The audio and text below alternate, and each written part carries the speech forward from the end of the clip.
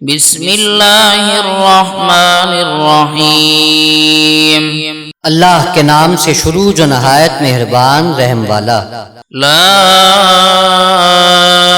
اقسم بهذا البلد وانت حل بهذا البلد، مجھے اس شہر کی قسم کہ اے محبوب تم اس شہر میں تشریف فرما ہو۔ ووالد وما ولد لقد خلقنا الانسان في كبد، اور تمہارے باپ ابراہیم کی قسم اور اس کی اولاد کی کہ تم ہو، بے شک ہم نے آدمی کو مشقت میں رہتا پیدا کیا۔ أيحسب أن لن يقدر عليه أحد يقول أهلكت مالا لبدا، کیا آدمی یہ سمجھتا ہے کہ ہرگز اس پر کوئی قدرت نہیں پائے گا؟ کہتا ہے میں نے ڈھیروں مال فنا کر دیا۔ أيحسب أن لم يره أحد، کیا آدمی یہ سمجھتا ہے کہ اسے کسی نے نہ دیکھا؟ ألم نجعل له عينين ولسانا وشفتين وهديناه النجدين، کیا ہم نے اس کی دو آنکھیں نہ بنائیں اور زبان اور دو ہونٹ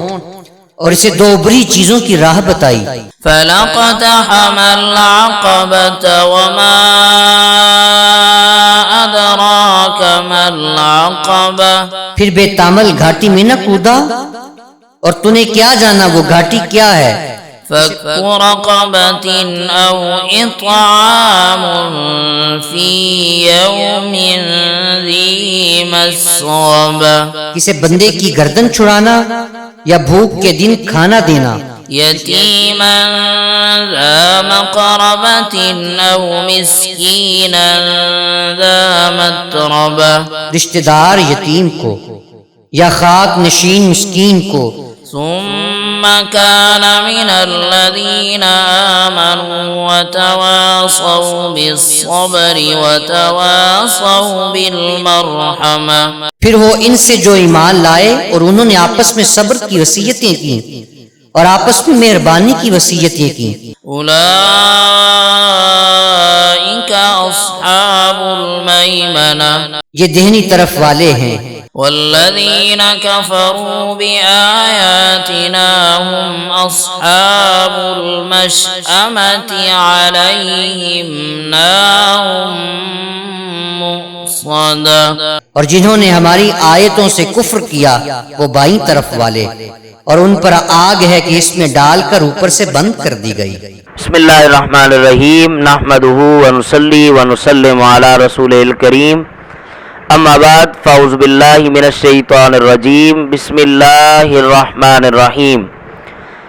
لا اقسم بهذا البلد وانت حل بهذا البلد، صدق اللہ مولانا العظیم۔ سامعین محترم، آپ نے سورہ بلد کی تلاوت اور ترجمہ سماعت کیا۔ سورہ بلد قرآن کریم کے پارہ نمبر 30 میں موجود ہے۔ ترتیب مصحف کے اعتبار سے اس کا 90واں نمبر ہے۔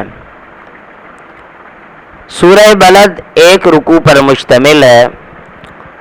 اس مبارک سورت میں 20 آیات، 82 کلمات اور 320 حروف ہیں۔ زمانہ نزول کے اعتبار سے یہ مبارک سورت نبی علیہ الصلوۃ والسلام پر مکی عہد میں نازل ہوئی۔ جہاں تک اس کے مضامین کا تعلق ہے، اللہ تبارک و تعالی نے اس کا آغاز اپنے مبارک حرم کی قسم فرماتے ہوئے کیا کہ اللہ تبارک و تعالی نے اپنے حرم کی قسم فرمائی اور نبی علیہ الصلوۃ والسلام کے لیے شہر مکہ کو حلال قرار دیا، اور یہ صرف نبی علیہ الصلوۃ والسلام کا اعزاز ہے کہ اللہ تبارک و تعالی نے آپ کے لیے حدود حرم کو حلال کیا۔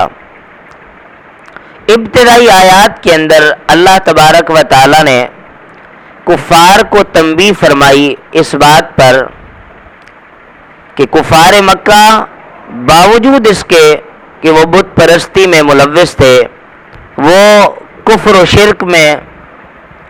مصروف تھے، لیکن حرم کی تقدیس کو وہ جانتے تھے۔ اگر کوئی ان کے باپ کا قاتل بھی حدود حرم میں آ جاتا تو وہ اسے معاف کر دیتے، لیکن نہ جانے ان کی اسلام دشمنی کس طرح کی تھی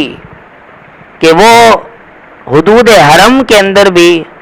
اللہ کے محبوب صلی اللہ علیہ وسلم کو اذیت پہنچانا چاہتے تھے، نبی علیہ الصلوۃ والسلام کو وہ تکلیف دینا چاہتے تھے۔ اگلی آیات کے اندر اللہ تبارک و تعالی نے کفار کی مذموم روش کو بیان کیا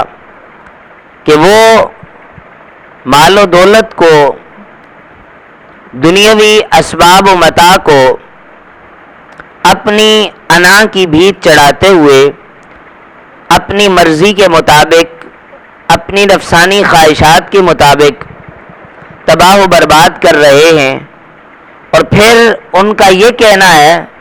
کہ ان سے اس کے بارے میں کوئی پوچھ گچھ نہیں ہوگی، حالانکہ ایسی بات نہیں ہے کہ یہ سارا اسباب، یہ سارے وسائل، یہ سارا سامان یہ اللہ تبارک و تعالیٰ نے انہیں عطا فرمایا ہے، اور اللہ تبارک و تعالیٰ فرما رہا ہے کہ تم اتنے ناشکرے ہو گئے ہو کہ ہم نے تمہیں آنکھیں بھی دی، کان بھی دیے، خوبصورت جسم بنایا، خوبصورت وجود بنایا، تو تم اس کا صلہ یہ دے رہے ہو، اس کا یوں شکرانہ ادا کر رہے ہو کہ ساری دولت تباہ کر رہے ہو، برباد کر رہے ہو، اپنی نفسانی خواہشات کے پجاری بن گئے ہو، اور تم یہ بھول بیٹھے ہو کہ تم سے اس کے بارے میں پوچھا نہیں جائے گا۔ آج اگر ہم اپنی سوسائٹی میں دیکھیں تو دنیا دار لوگ اپنی ثروت کی نمائش کے لیے لاکھوں روپے کا سرمایہ فضول رسوم و رواج پر خرچ کر دیتے ہیں، بڑے بڑے محلات، بڑی بڑی کوٹھیاں بنا کر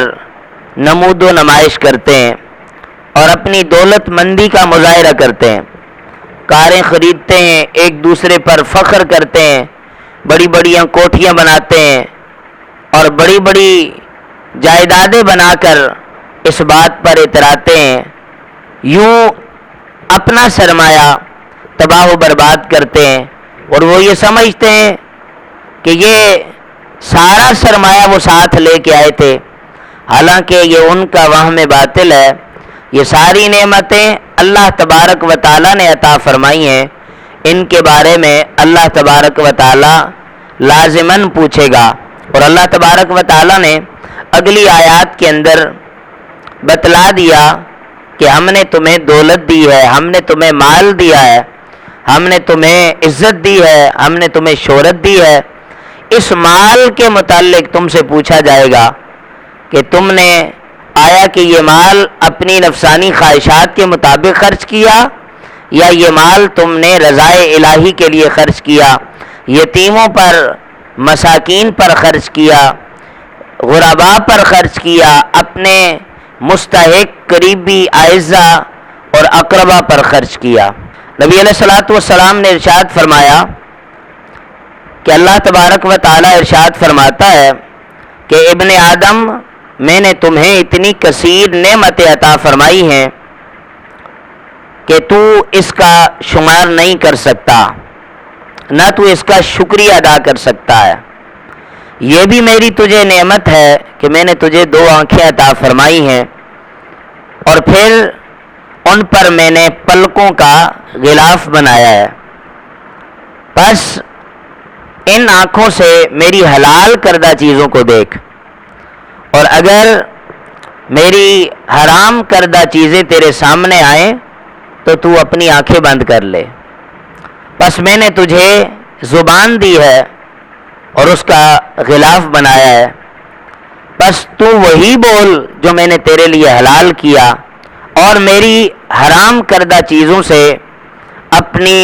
زبان کو روکے رکھ۔ میں نے تجھے شرمگاہ دی اور اس کا پردہ بنایا، پس تو اسے حلال جگہ استعمال کر اور حرام جگہ اس پر پردہ ڈال۔ اے ابن آدم، تو میری ناراضگی برداشت نہیں کر سکتا اور نہ تو میرے عذاب کو سہنے کی طاقت رکھتا ہے۔ برادران اسلام، ان آیات کے تناظر میں نبی علیہ الصلوۃ والسلام کے اس مبارک فرمان سے ہمیں پتہ چلتا ہے کہ اللہ تبارک و تعالی نے ہمارے لیے ہر چیز کو واضح بیان کر دیا۔ جہاں برائی ہے اس کا اظہار کر دیا، بتلا دیا کہ یہ برائی ہے، اس کی طرف نہیں جانا، اور جہاں خیر رکھی ہے اس کے متعلق حکم فرمایا ہے کہ خیر کی طرف جاؤ۔ اس کے بعد اللہ تبارک و تعالی نے اس بات کی تاکید فرمائی کہ تم ایمان لاؤ اور پھر استقامت کے ساتھ اس پر ڈٹے رہو اور اعمال صالحہ کرو اور صبر کا دامن ہاتھ سے نہ جانے دو۔ بس وہ شخص جو اللہ تبارک و تعالیٰ کے بتائے ہوئے طریق کے مطابق اپنی زندگی بسر کرے گا، قیامت کے دن اللہ تبارک و تعالیٰ ارشاد فرمائے گا کہ اس کا نامہ اعمال اس کے دائیں ہاتھ میں دیا جائے، اور وہ لوگ کہ جو سرکشی پر قائم رہیں گے، راہ حق سے منہ موڑے رکھیں گے، تو اللہ تبارک و تعالیٰ انہیں ان کا نامہ اعمال ان کے بائیں ہاتھ میں دے گا، اور یہ سب سے بڑی خسارے والی بات ہے۔ برادران اسلام، اس مبارک صورت سے ہمیں یہ پیغام ملتا ہے کہ اللہ تبارک و تعالیٰ نے ہمارے لیے دونوں راستے واضح طور پر بیان کر دیے، ہدایت کا راستہ اور گمراہی کا راستہ، دونوں کو واضح طور پر بیان کر دیا، اور ہدایت کے راستے پر چلنے کے لیے اللہ تبارک و تعالیٰ نے واضح طور پر نقوش بتا دیے کہ ان نقوش پر چلو، اس طرح سے چلو، ہدایت پاؤ گے۔ اور پھر یہ خاص بات ہے اس کے اندر کہ اللہ تبارک و تعالیٰ نے اس بات کی تلقین فرمائی کہ یہ جو ہم نے تمہیں مال دیا، اسباب دیے، متاع دیا، ساز و سامان دیا، دنیا کی دولت دی، دنیا کی عزت دی، دنیا کا وقار دیا، تو یہ ہم نے تمہیں دیا ہے، اس کے بارے میں تم سے پوچھا جائے گا۔ بس جہاں تم غریبوں کو دیکھو ان کی مدد کرو، مساکین کو دیکھو ان کی مدد کرو، اپنے اعزا اقربا میں مستحق لوگوں کی مدد کرو۔ بس جب تم اس فارمیٹ کے مطابق اپنی زندگی گزارو گے تو دونوں جہانوں میں کامیابیاں تمہارا مقدر ہوں گی۔ اللہ تبارک و تعالی ہم سب کو قرآن کا فہم عطا فرمائے۔ وآخر دعوایا ان الحمد للہ رب العالمین۔